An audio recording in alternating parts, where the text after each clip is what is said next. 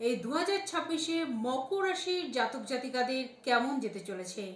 মকর রাশির জাতক জাতিকারা আদৌ কি উন্নতির পথ দেখতে পাবেন নাকি অবনতির পথ? আদৌ কি সাফল্যের পথ দেখতে পারবেন না ব্যর্থতার পথ? এই আলোচনায় থাকবো। তার আগে অবশ্যই জানাবো, মকর রাশির এই 2026 সাল মূলত ধীর স্থির ভাবে চলার একটা বছর। ধীর স্থিরভাবে অনুশাসন অনুযায়ী যদি কোনো পদক্ষেপ নেন, তবে মকর রাশির জাতক জাতিকাদের জন্য এই বছরটা গোল্ডেন পিরিয়ড। পেশা ও অর্থ সংক্রান্ত দিক দিয়ে শান্ত হতে হবে, অর্থ বুঝে ইনভেস্ট করতে হবে, আর পেশাগত জায়গা অর্থাৎ কর্মস্থানে কিন্তু শান্ত মাথায় ধীর স্থিরে কর্মক্ষেত্রে এগিয়ে যেতে হবে। সম্পর্ক ও উন্নতির দিকের ক্ষেত্রে কিন্তু সময় দিতে হবে। কোনো সম্পর্কে যদি আপনি থাকেন, অর্থাৎ কোনো ম্যারেজ করেননি অথচ সম্পর্কে আছেন, অবশ্যই তাকে সময় দিতে হবে। সম্পর্কটা টিকিয়ে রাখার জন্য যা যা প্রয়োজন মোটামুটি কিন্তু আপনাকে তার দিকে টাইম দিয়ে আপনাকে খোলামেলা যোগাযোগ, খোলামেলা অনুশাসনের মধ্য দিয়ে চলে কিন্তু বছরটাকে কাটাতে হবে।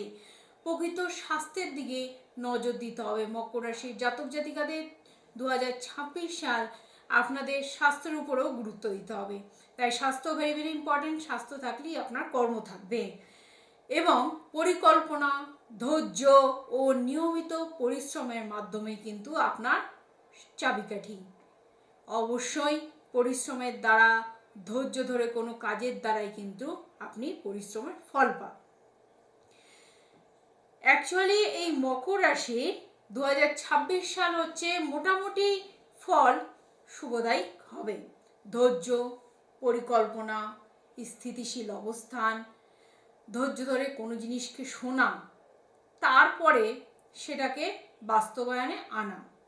অর্থাৎ কোনো প্রজেক্ট যখন কেউ বোঝাচ্ছেন, আগে প্রথমে ভালো করে বুঝে নিতে হবে, তারপরে সেটা নিজের মতো করে পরিকল্পনা করতে হবে কিভাবে আমি সেটা পরিবেশন করব বা দেব বা অপরের প্রতি প্রেজেন্টেশন করব।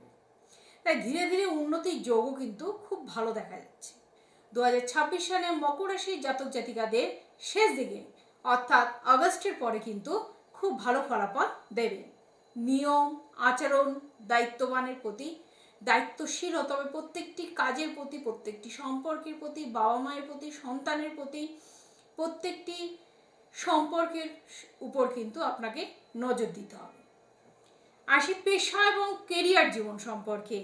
মকর রাশির জাতক জাতিকাদের 2026 কর্মজীবনের উন্নতির জায়গা, প্রমোশনের জায়গা খুব ভালো আছে।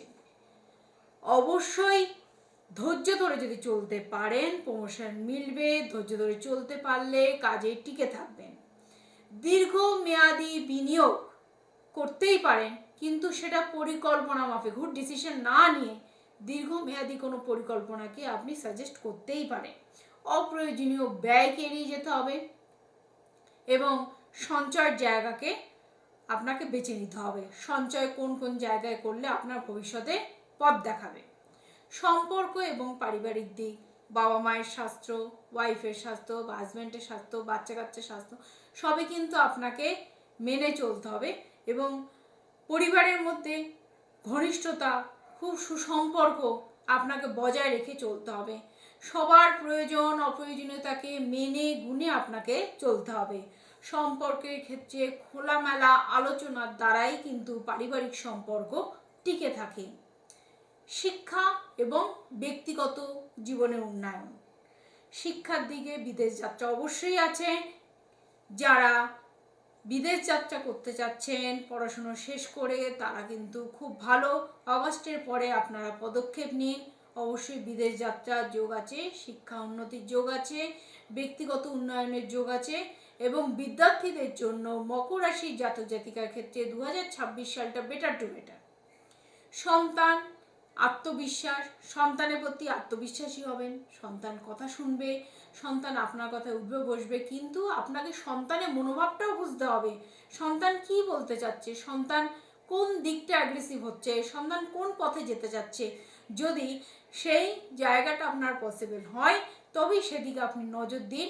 অবশ্যই সন্তান আপনার হাতে ধরেই আপনার দেখাবে যে সে আপনার যে পরিশ্রম সেটা কিন্তু বৃথা যেতে দিচ্ছে না, সন্তান আপনার কথা শুনছে এবং কাজে দিচ্ছে সব কিছুই।